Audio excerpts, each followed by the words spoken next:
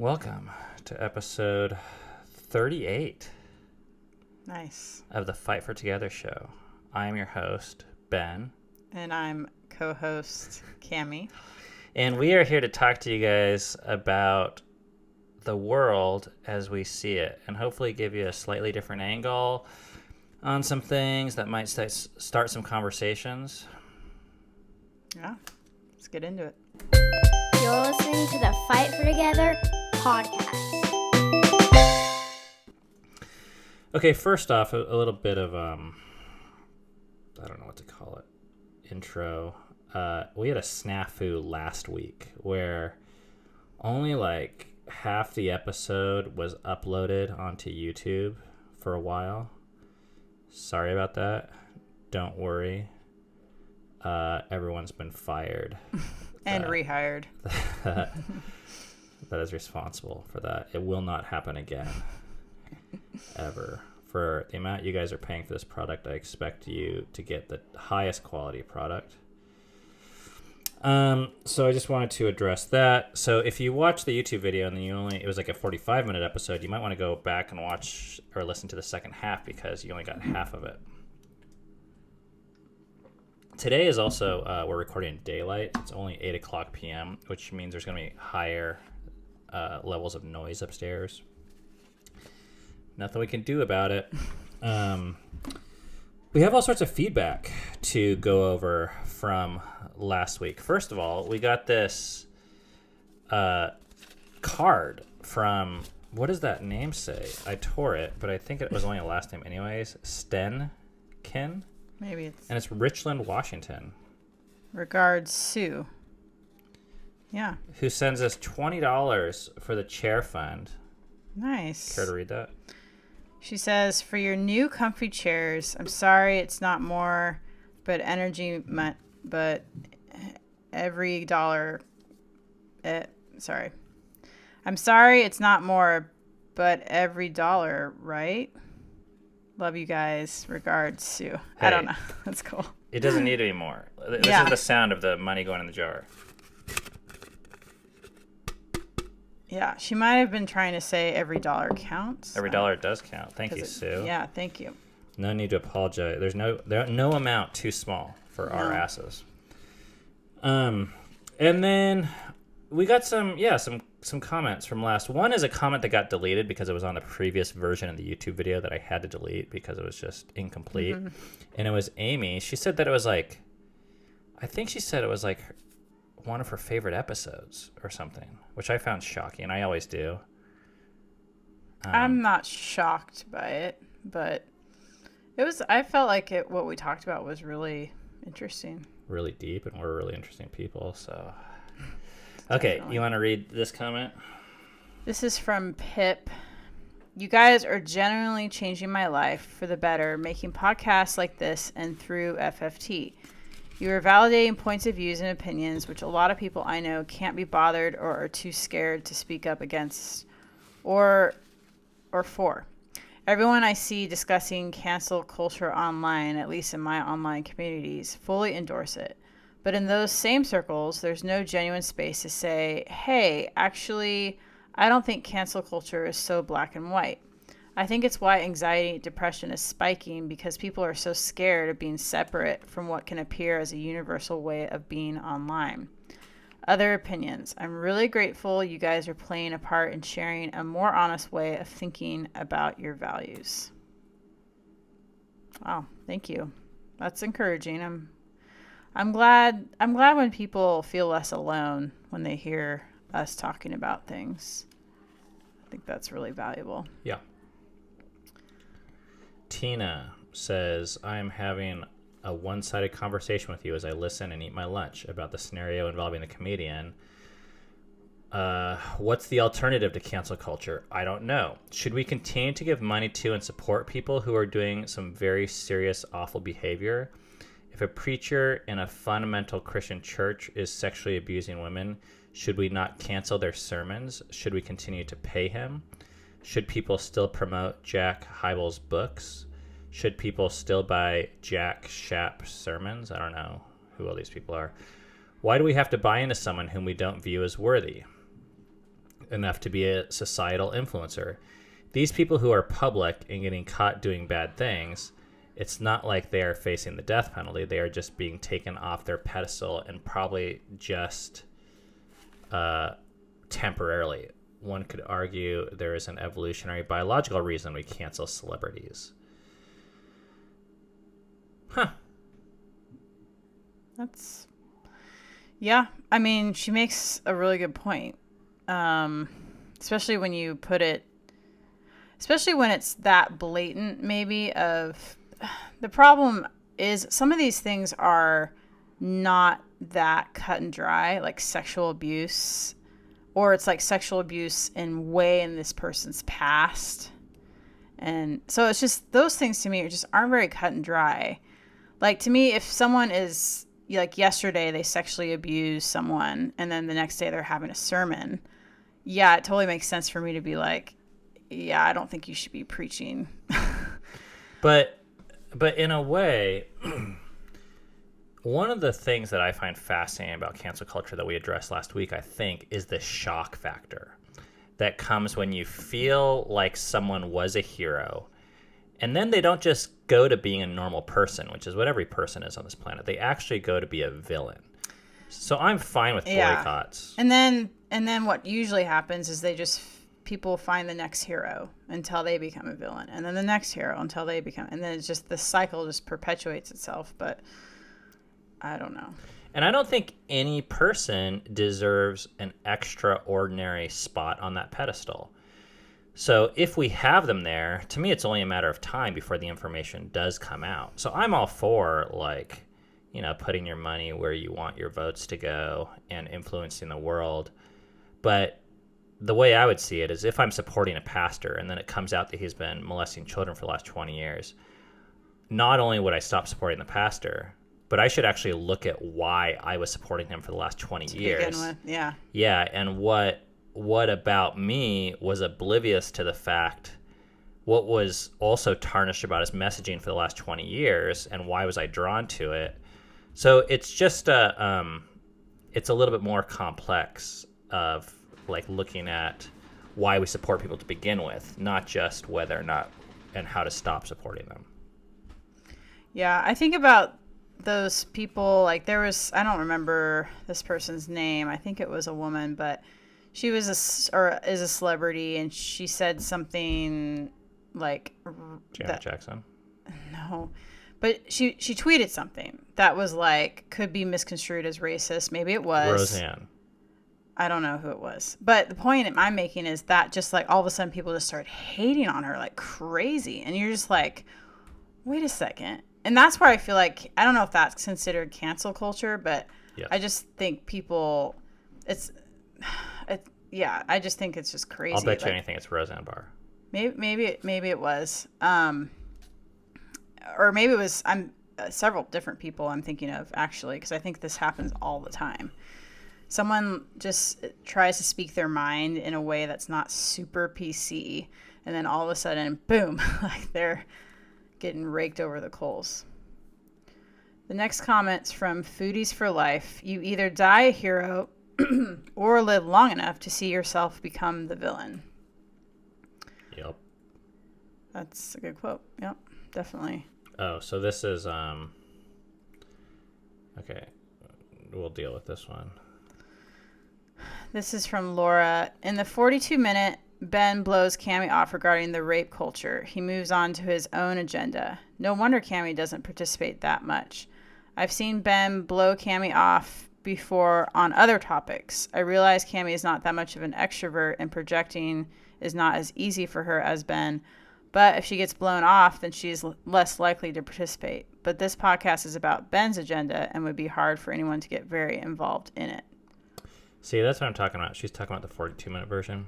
There was actually an hour and 20-minute version. That only I talked. Where basically Cammy blew me off the entire rest of it. Yeah, so until you listen to the full thing. I was like, take a back seat, Ben. You can't even talk. Yeah, what do you think about this?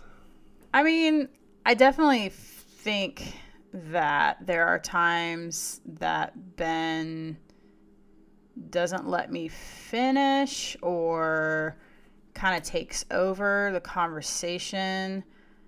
And to me, I really just see it as a personality difference. I don't really know if this person is saying you shouldn't do that. I guess they're saying I feel like there's that. some kind of judgmental statements in here like that, or she's saying I blow you off, because there's my personality is stronger and the voice in my head is stronger than hearing other people's. So by that definition, it's harder for me to listen to other people's voices, especially people that are quiet. Yeah. But that doesn't mean I don't think that your voice is important or valuable, but it is Right. more challenging for me. But that's also the strength of why we do a podcast. Well, and I think this podcast is more Ben's agenda because he has the drive to. If it was just me, I wouldn't be sitting here talking to you guys. We'd be smoking cigars upstairs. Yeah, Ben has the drive and the, I don't know what you call it, but just the desire to actually make this happen, and I feel like I'm more of a supportive role in it, and I'm totally fine with that. So when she says, but this podcast is about Ben's agenda, it'd be hard for anyone to get very involved, I completely agree with that. Yeah, but I do feel like if I have an opinion, I don't feel like I can't say it. So this is where I feel like her comment is actually demeaning to you, because it's almost saying that you need to, not only do I need to step down with my personality, but you need to step up because you're almost being used as a doormat or a victim. Just because I have my personality is more passive or introverted or more reserved, it looks like I'm not involved very much in it, but I am actually to the level that I want to be. So I guess that would be my question for Laura or someone like that who's listening is, what would you say if we're both okay with these roles right now?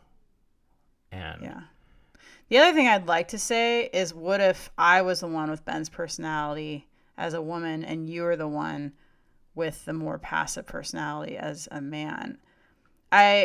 Maybe this isn't her coming off this way at all, but I do feel like there's a lot of times a double standard where, especially coming from other women, if the man's the stronger personality, he automatically kind of put in a box. Deep thoughts. Okay, finally, Robin says you can go shorter. This is about something else, right? Yeah. Okay. So we asked the question last week if people wanted shorter episodes. And here's the problem. Robin's the only person that said shorter. But we actually know her in real life, so should that have more clout? Well, you know what should have most clout is what we want to do. And you know how you ask someone a question, but really you already know the answer. And you're just trying to get them to buy into your answer by phrasing it as a question. You're like, hey, do we want to go to McDonald's right now? Right? Mm-hmm. Huh? Don't we? Or Wendy's. It was kind of like that, where I was like, I want to make it shorter, don't you guys? And then everyone was like, no, we like it long. And I was like, dang it, I actually wanted it shorter. Anyways, we're going to take a stab at still making it shorter. I don't know how it's going to go.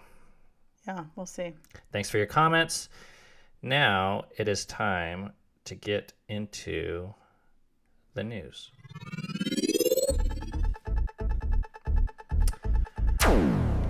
Okay, laser gun. First news article. Silicon Valley. YouTube is deleting videos on Nazi history as part of its hate speech crackdown. Hate speech crackdown. Okay, so YouTube announced new rules around hate speech on Wednesday that prohibit videos promoting Nazi ideology or denying the existence of the Holocaust or other well-documented violence events, like the shooting at Sandy Hook Elementary School. Thousands of channels are to be expected to be shut down. But now multiple teachers are complaining that videos uploaded to educate people about Nazi history have also been deleted. So this is nothing new, but it's interesting, I think, or confusing. One, because YouTube's algorithms, I don't want to say they suck, because I can't imagine how hard it is to create an algorithm that is 100% accurate. So basically, if you are a website that's saying, hey, the Holocaust didn't happen, or, you know, some of these other what seem to be well-documented events as part of, I guess that's motivated by hate speech. I don't know. I've never spent time on these sites. Then they're just going to delete it. But of course, what's happening is, They're deleting less other sites that aren't trying to like push that type of a message. They're just trying to be more neutral, or if they're a history channel, they're getting deleted. Is that what's happening? Like if they're just like trying to share they're just talking history about the Holocaust or whatever. Oh. But the funny thing is, I don't even know what I think about this type of censorship, anyways. Of like, so what if some guy, he is, you know, hate speech dude. He like doesn't like Jews or black people or whatever it would be, and he wants to create a website about it.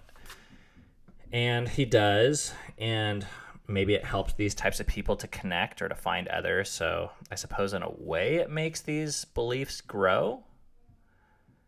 But I feel like in another way, like pushing them underground makes them grow just as much. It's just kind of now being, it has this other energy to it that's more hidden and more rebellious versus just keeping it on a public platform. Yeah. I mean, I don't know if this is actually better for society. I feel like this might be better for YouTube covering its ass, so it can say, hey, look, guys, we don't promote hate speech. But this is just, I mean, this sounds really nice and simple and easy and cut and dry. When you're like, oh, less Nazis, great, let's vote for it. Perfect, why not?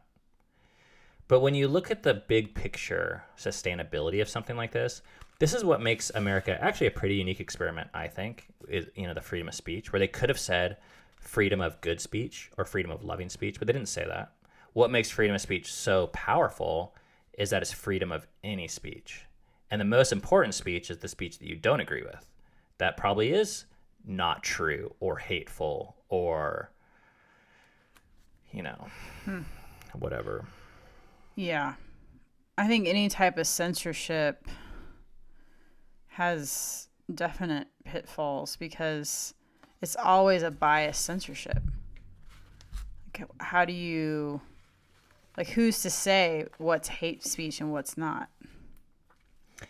I mean, we can all sit here and say, oh, I know what hate speech is. But at the same time, I guarantee there's some gray lines there. It's trendy. It's really trendy. I trendy. mean, there's so much hate speech against anti-vaxxers, and I'm like, you could just transfer that to Hitler's mouth, and it would say a very similar message. Yeah, I mean, the types of words they're saying. Yeah. And where's it going to go next? I mean, people that aren't willing to genetically modify their child. But it's a slippery slope, I think. I think so, too. And yeah, I do think it is whatever it is, it's going to be trendy. So if you're voting for it, if you're going to get behind it, just don't be surprised when you're getting censored, I guess. Or what I think more happens is people just go after the trendy things so they're not censored. There'll be this smaller category that gets censored, and then usually what happens is the majority of people then just fall in line and do what's expected of them. This reminds me, a number of episodes back, we did this episode on the black sheep syndrome, and what we kind of talked about is how within the church that we were raised in, I was really fascinated by how people got labeled as outsiders. And at the time, it made a lot of sense. It was like, oh, you smoke pot. That's obviously bad. But now 30 or 40 years later, with how many states legalizing it, it's not seen the same way. And we can look back at the kids that were cast off as dangerous, rebellious outsiders, and we see that maybe we're a little too quick to label them and pull the trigger on that. And what I feel like is happening is when we censor this, people are like, oh, you're hateful. It kind of sends two messages. One is you're hateful. One is I'm not. Yeah. And it puts this huge emphasis on the external issue or the labels. When really, you know, there's so much we have in common as humans that if we really want to, let's say, like rehabilitate someone's negative view they have of Jews or black people or whatever race, then censoring and excluding them, in a way, you're committing the same crime potentially that you're accusing them of. Now, maybe it protects the marketplace as a whole from like a governmental perspective, and I think people have the right to do that. I just think we need to be careful about saying we're better than those people. Yeah. Because going back to the pot thing, if you smoked pot in the church, you probably wouldn't have been like, oh yeah, those people are bad. Granted, you were probably only like 10 or whatever. But my point is, if you can't relate yourself to the person, then you much easier will just put them in a category and say, you need to go away. Because then you're just scapegoating. You're sending them away. You're saying they're the problem, I'm not. We shut down the problem. And the problem's so much deeper. I mean, there's so many problems on YouTube or any public platform. Yep. I mean, look at Jake Paul. Look at Fight for Together. It's a mess out there. It really is. Okay, next news article. This is not, I don't know if this is even news. It's an article. Okay, title. My daughter won't be signing any purity pledge. So this is a dad that's writing this article coming from some super conservative state. I'm not sure if I know where it is. So it's kind of like an op-ed piece. At the beginning of this, let me say that I feel pretty bad for my 13-year-old's health teacher. I understand that he doesn't have a whole lot of choice of certain curriculum. In this case, an abstinence-only sex ed program mandated by my backward-ass state. However, when your daughter is given a purity pledge, well, there are going to be some words. What state is this? You know, I do not know. Alabama. Sure, let's say Alabama. Why not? Alabama will be our scapegoat. The pledge is written like a contract, so as not to further confuse our daughters. It requires a signature and a date, and then 3 witnesses so that the person signing can be held accountable. This is important for if she should ever break the pledge by hugging or kissing, she will immediately be arrested by the sex police. Hugging or kissing? He's joking. Oh. I mean, not that. She said she'll be immediately arrested by the sex police. Oh, okay. Apparently, my state finds it important to develop a network of informants to hover around my child. So, finally, he ends his little piece by saying, there is something wrong in the world where we choose ignorance, shaming, and made-up morality that never existed in the first place. Teens have been having sex for as long as they have been teens. As fathers, it is our job to confront any and all subjects, no matter how uncomfortable. The last line is, so my daughter will not be signing any purity pledges or contracts, or however the powers that wish to hide shame and stupidity. Please feel free to inform the sex authorities of my failure as a parent. What do you think of that? So I don't fully get it. She's in health class, and part of the curriculum is she has to sign something that says she won't have sex till when? Well, probably marriage, or I don't know what the thing is, but it's a purity pledge. Whatever those are. This is in a public school? Everything about sex before marriage. Yeah, probably in a conservative state. Whoa. I didn't know that existed. My bubble's getting... Oh, it definitely exists. I mean, I'm a little surprised that it still exists. That's what I mean.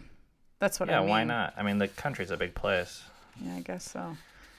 But so I found this article, and some of the commentary that I found the most fascinating was this dude. I mean, he has a lot of good points, but his tone from the beginning, and I know titles can be a little clickbaity, but he even says it at the end. He declares, my daughter will not be signing any purity pledges or contracts. What if she wants to? Would he let her? Or is he so against the thing that he's kind of commandeered her choice to participate in the system, even if he doesn't agree with it? Well, yeah. A 13-year-old, I think for a lot of people that are parenting a 13-year-old, they feel like it's their responsibility to, especially with school, to decide these things for their child. Yeah. If he's looking at it like a curriculum and not, I don't know. I can see I mean, even I would. We've look had to at deal with this in a weird way, actually, coming from the same perspective with sending our kids to Sunday school with like grandparents. And I remember this is before we had fully made our transition out of evangelicalism, but you made this statement, or I think it was you. You said, yeah, it's good to expose our kids to other religions. So we sent them off to Sunday school. But kind of our worst fear is that like they would go off and accept Jesus into their heart like someday based on some manipulative tactic. But I don't think I would stop it. I think I would just try and educate my kid and say, hey, this is what you're going to hear. They're going to give you certain facts. They're going to be very one-sided and represent their opinions. And how you know something is manipulative is it's going to steer you to try and make a certain action. And you have the choice to make that action or not. Mm-hmm. And then you let the kid decide. Yeah. I mean... Yeah. I mean, I think I would let my kid decide, but I can see where he's coming from. That would be, especially if he was caught off guard and didn't know that this was part of the curriculum. Okay. This is up your alley. I know, I was reading it. I'll bet you were. You're probably looking at the pictures. You were talking. All right. Enough with donuts with dads and muffins with moms. Let's make all school events inclusive. Because building community is all... Wait, dads all get it's the about. Donuts and moms get the fucking muffins? I know. That right there is offensive to me. Cammy What are they? Walnut and raisin muffins? Cammy, Flaxseed muffins? Cammy, we're pushing the buttons. We found the sweet spot. Oh yeah, I would be so fired up. So I guess these are like talking about public school events where they have these things where it's like donuts with dad, muffins with mom. Yeah. I mean, you could probably go and you could probably, first of all, sneak into donuts with dad. Because when you had your bro hair and your boobs are small enough, you could just fly under the radar. Just wear a puffy jacket. Or good to go. You could probably bring in a donut to the muffin day. Like, fuck you, everybody. I'm bringing a donut. That'd be out of the box. But the article says, connecting with students' families is an important part of creating a strong school community. And by family, we mean the people who are most important to our students' lives. Whether that's the traditional definition of mom and dad, or one mom and two dads, or grandma and grandpa, or a very loving caregiver, sponsoring events like Muffins with Moms or Donuts with Dad that bring people in and build community is a great idea, but sometimes without realizing it, we put labels on events that may put some people off. The last thing we would ever want to do is exclude these kids whose family may not be considered traditional. So they say, don't limit invitations to a certain gender or specific relationship. It's not really necessary to designate an event for moms only or dads only. What's important is for students to be able to include someone they care about in a special school event. With that in mind, and then they offer these substitutions. It can be breakfast with buddies, or cupcakes with caregivers, or donuts with dear ones. That would be you. That's cute. Or donuts with donut addicts. That would be you. Family feast or family fiesta. Okay, so they have all these, inclusive names. Goodies with guardians. Yeah. What do you think of that? I like it. I mean, I like the idea. I mean, they brought up doing it so that the kids don't feel left out, or I guess maybe the caregivers don't either. But I also have found a lot of value in not making things really gender specific, just in general. Because I have felt pretty excluded in my life, being a girl, being a woman, being a female. From getting donuts? I mean, from a lot of things that either felt or were told blatantly, this isn't for females. And like what? I do think, I think the first thing that comes to my mind is like sports.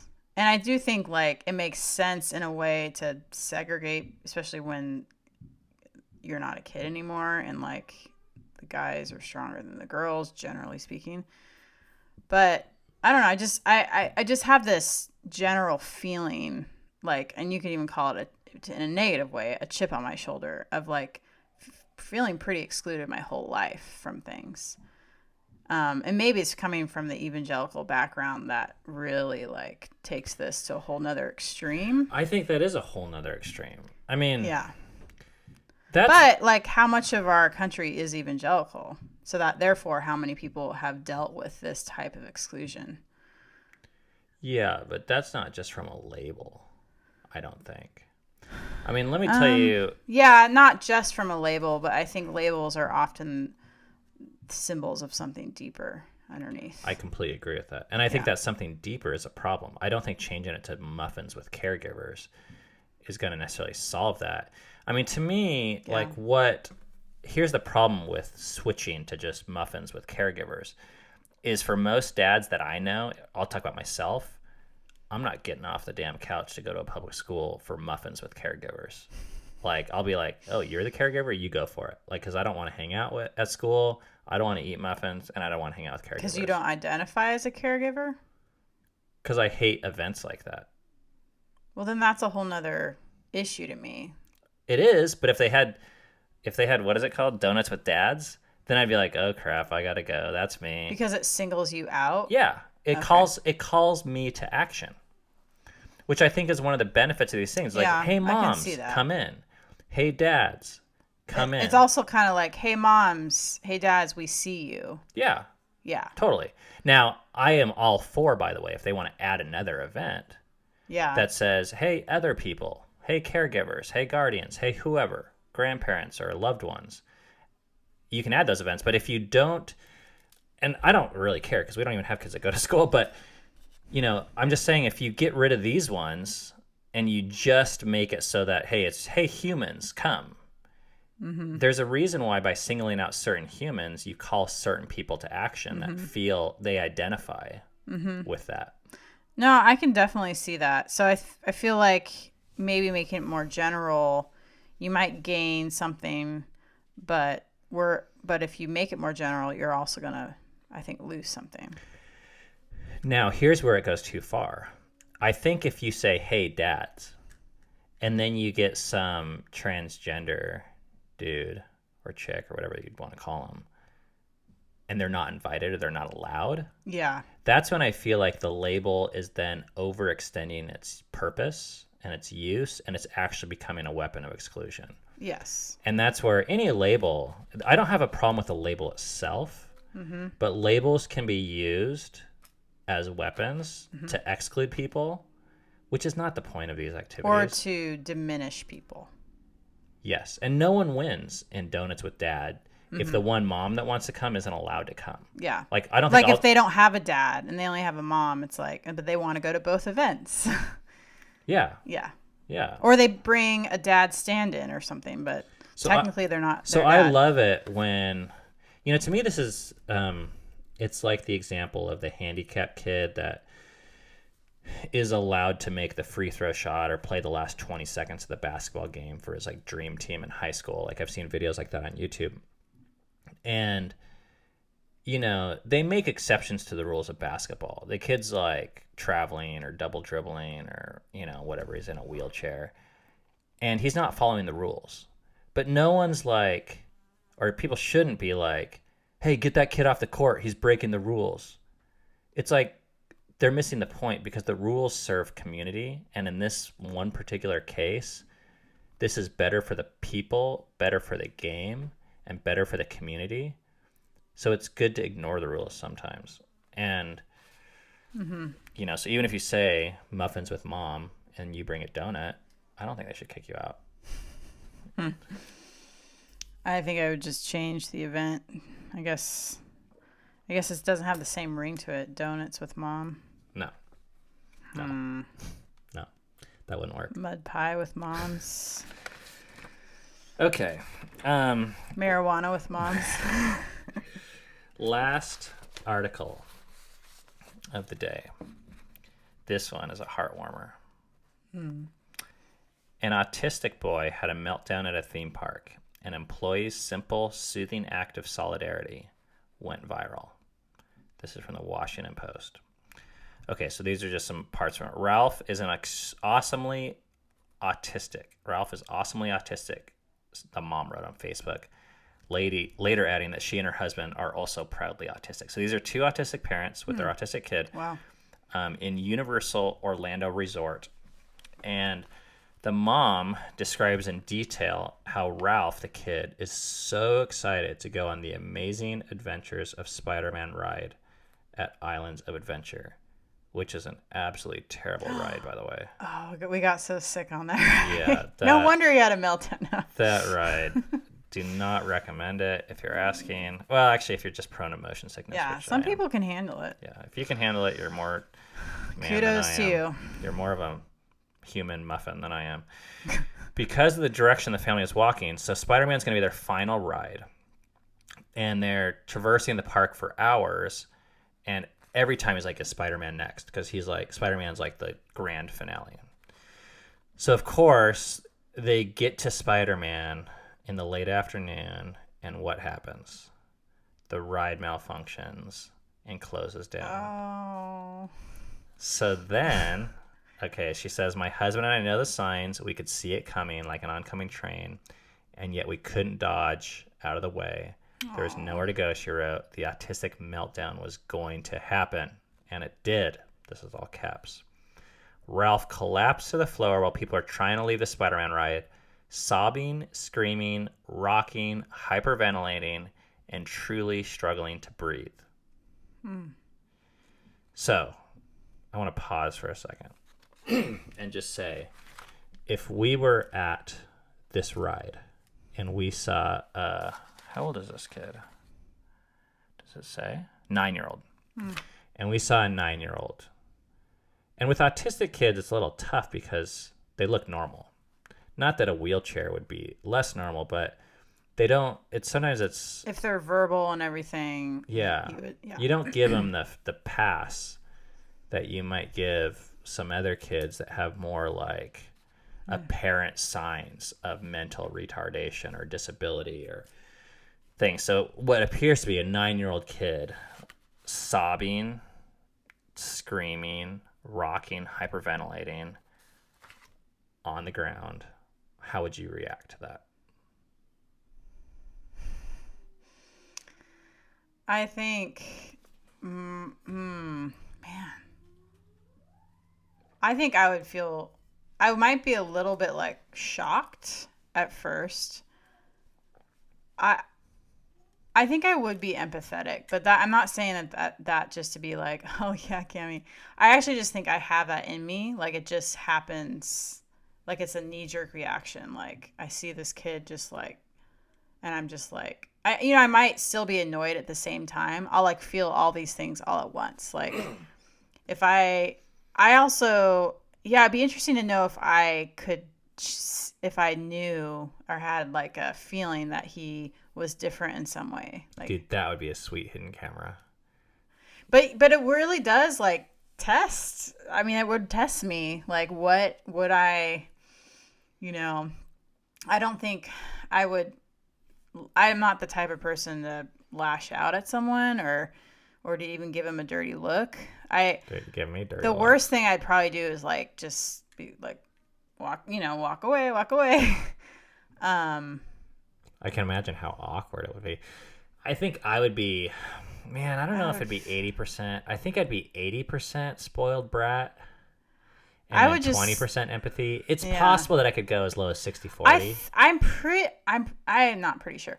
I think if I saw what looks like a 9-year-old do that, to me, I actually think I would think something's actually really wrong here. Because most 9-year-olds don't do that. Okay, so let's say we know then that he's autistic, and we're like, something's wrong here. Yeah. Then what do you do? I don't know. I'm not very educated with how to deal with autistic people. I know they don't like to be touched. Oh, you know that? Yeah, usually. I mean, not at all, but I think you have to be really careful about it. Like I think you have to be kind of strategic in how that. Wow, they talk about that in this article. You're educated. Yeah. I know sounds for them are, I don't know. So I'm curious as to what this guy did. Like if he just started talking to him soothly, or if he promised something. Wouldn't Or it be awkward as hell though? Anyways, he was a worker. He was a. You keep on jumping ahead. Okay. I'm trying to interview her. I'm just saying, like, wouldn't it be? Because I didn't read it, so you're wanting my. So I'm supposed to be the guinea pig. Well, I get it. It's just, I think we need to acknowledge that this would be awkward as hell. Like when you see anyone melt down. Yeah, you. That doesn't fit into society. You're like, oh shit, like, what's going on here? They're like, disturbing the peace. It's kind of just like, get the hell out of here, which is why airplanes are hell, because when a kid cries on an airplane, no one knows how to deal with it. Everyone has to sit there and listen to it. And that's a baby, and babies cry. So it's super normal when babies cry, but everyone is like crawling out of their skin and wanting to kill the mother. Yeah. And throw the child out of the airplane. I mean, Matthew Inman wrote this whole like comic on like there should be a special section for babies seating on an airplane, and it's like in this parachute rear compartment where they can be ejected. I mean, it's like a joke, but I think it's actually like... I was more thinking they should still be included, but there should be some kind of like amenities for them, like to... Who? The moms or dads or caregivers with the babies and the toddlers. On the airplane? Like, it's so unnatural. I mean, think about it. It's unnatural for... I mean, we're digressing here. Okay. Bring it back. Okay. Okay. You want to hear what happened?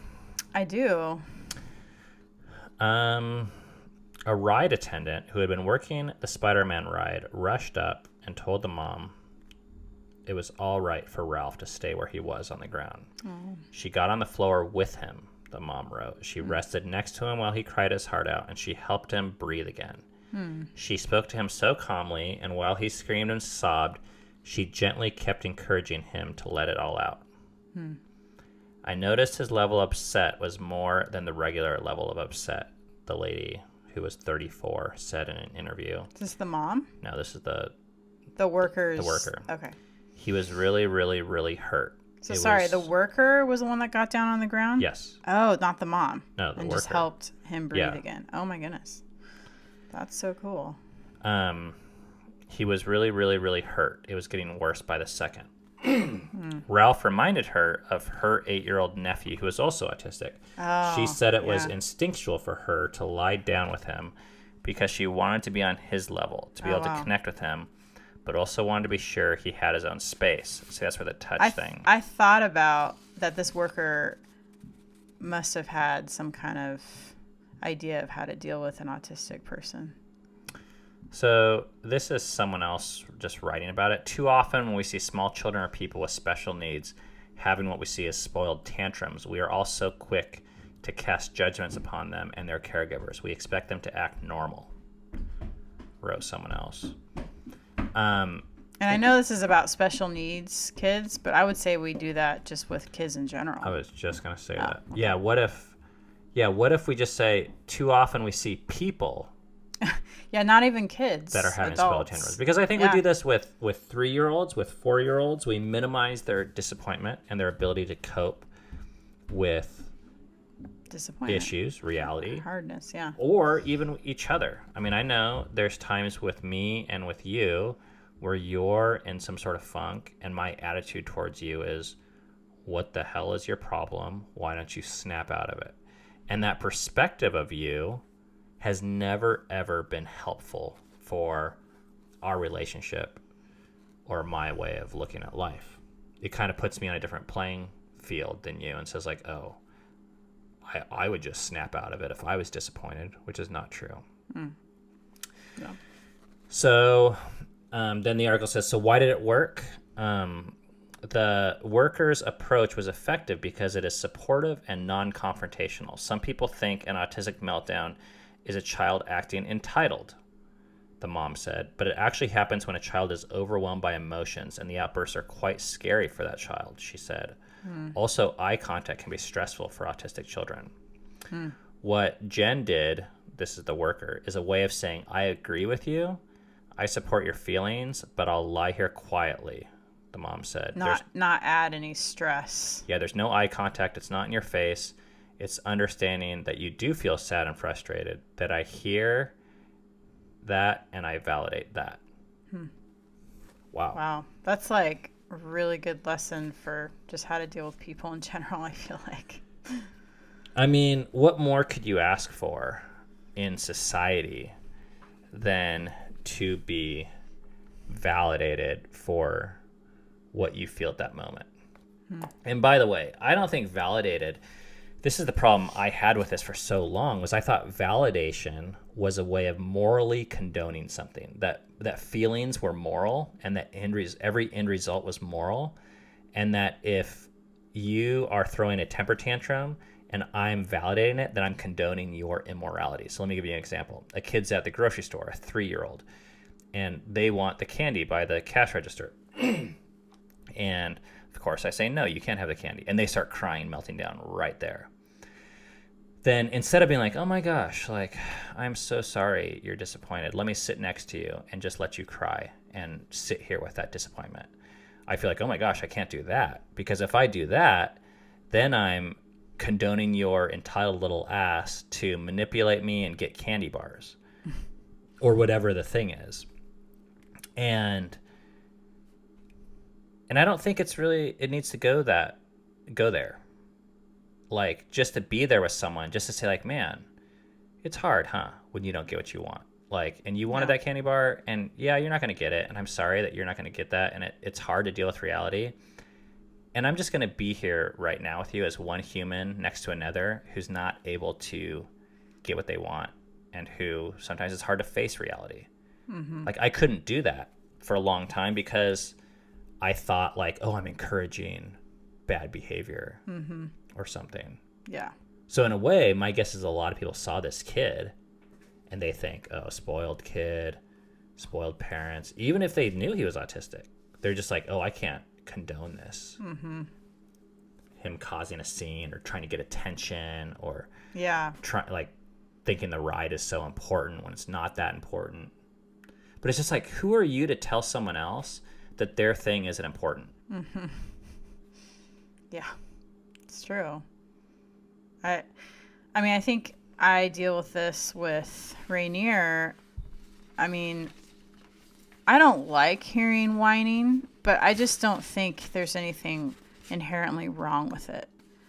But even like in my house, like there'll be certain people that are like, I can't believe you're just letting him whine like that, Mom, or I can't believe you're giving into that, or this, or, and I'm just like, well, I don't know. Like I feel, yeah, maybe there's times where I go overboard on the empathy, but to me, I enter into what he's feeling, so it's just, I think it's important to do that from one human to another. I agree. And that's why I liked this story. I think it's a good story. It is. Okay. Now it is time to go to the phones. Hi, Ben and Cammie. This is Sharon from Lancaster, Pennsylvania. My husband and I are from a conservative Mennonite background, and I am the homeschooled oldest child of a pastor, so many of the topics and things you talk about resonate with me, and I've really enjoyed being challenged and talking about these topics with friends and my husband. My husband actually introduced me to you with your AT vlog, your hiking vlog. He was just so intrigued, and of course I was too, at the idea of a family doing something like that together, partly because we are going to be taking a family gap year in July. We've been planning it for a number of years, and are moving away for a year to just kind of slow down. We're homeschooling. We have homeschooled in the past. Right now we're doing a combo school and homeschool for some of the kids. Going back to homeschooling for the year. Our kids are ages 16, 14, 11, and almost 9. So we're really looking forward to it.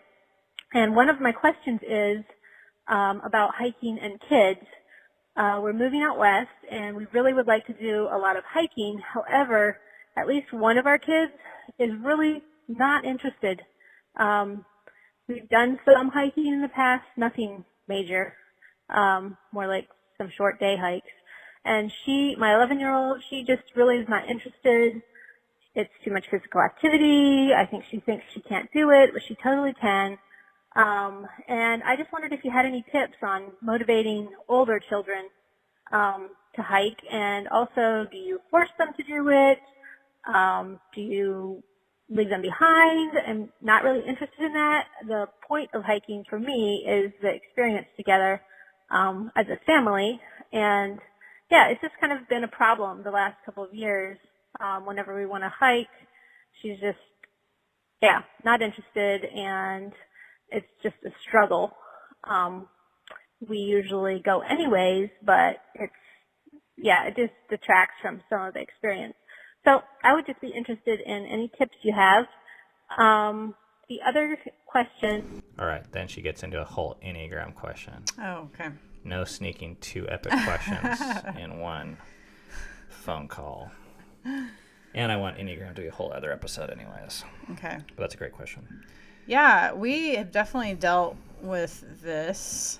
With the AT, we had a couple of our kids that we gave the choice to. Everyone ended up coming. They were older than 11, though. But one of the things I'm just thinking is, what if you let her make a choice and she chose to stay back? Would that be the worst thing? Like, maybe that actually would be the best thing. And then go hiking and then go to Dairy Queen also. Well, I mean, it's a loss, or at least I can feel that loss if one of my kids is like, yeah, not interested in this whole family get-together thing you want to do.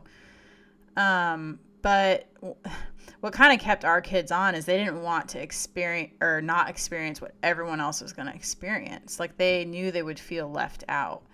And maybe that she'd be fine with that. Like, I don't know her, but that might be an interesting experiment to just let her make her choice, and if she chooses to stay home with whoever she stays home with, and then maybe she'll decide next time, I thought that was going to be great, but it wasn't, or I don't know. That's my thoughts. I have a couple thoughts. One is, in general, I agree with Cammie that I like to take it as a challenge. Not that this always works, but sometimes our events are not very interesting to kids, and we could force the kids to do it, or we could take that as a challenge as parents to make the event more appealing and interesting to the kids.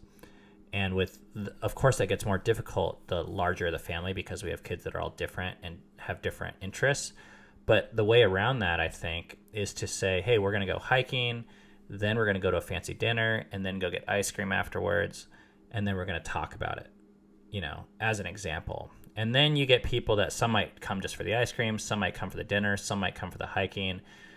But, I mean, that's just one idea. Or maybe hiking's not the thing. Maybe it's another outdoor activity that that child will be just as interested in and will still accomplish things. The second idea I had is just to share what you shared with us to that child. I don't know. Like, I didn't hear you say a whole lot that you love hiking. And that might be what the kid is feeling, of like, oh, you hate this thing, you just want us to be together, and now I have to be together, but I don't care about being together, so just because it sucks for you doesn't mean it has to suck for me. I mean, there could be that kind of vibe going on. But sometimes when we just share our hearts with the kids and be like, hey, I like hiking a little bit, but I don't really want to hike. But I really want us to be together today, and I think it'll be worthwhile and be really cool for the family. Would you do me a favor and try it, even though I know you don't like it? And just communicate to them on that level, instead of like either forcing them or just walking out of the door. And sometimes kids do it for those reasons, when we talk to them more like an adult, just like we would with each other. Sometimes I'm like, hey, Cammie, I really want to go to a steakhouse tonight. I was like, I don't feel like steak. And I'm like, I know, I really want to. Like, would you bite the bullet tonight and do this with me? And she's like, okay, cool, because I actually didn't care that much. Instead of saying, I'm going to the steakhouse, you going to join me? Yeah, or I'm leaving you behind.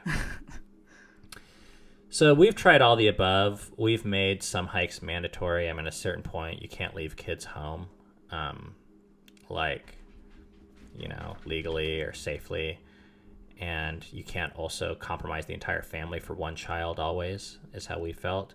So we've made some mandatory. But in the long run, I think that has generally backfired the more we force kids to do things. So, yeah. Best wishes on that. Yeah. Hope that helps. These are things we've spent a lot of time wrestling with and do not have the answer on. Okay, that's it for today. We finished under an hour. That's great. Nice. We don't have any phone messages left. So leave us phone messages if you want them to be on next week's thing. They have to be less than 3 minutes long. One question at a time. 206-651-5744. That phone number and all of the links to the articles and the links to the YouTube videos and all the places you can find this podcast are in the show notes. Could they get through that loophole by calling in twice? Yeah, you can call as many times as you want. I don't care how many times. In fact, I want people to call in. Yeah. All right. So, someone called and left 8 messages once, and we answered them 8 weeks in a row. Yeah. Great. Yeah. I love good That's questions. cool. Yeah. But one at a time. It's like if you ride Spider-Man, you can't just get back on again. You have to go wait in line. You have to pay your dues. Yeah. All right. Good talking, guys. Let us know your thoughts in the YouTube comments. Thanks for listening. Thank you for listening to Fight for Together. We'll see you next time.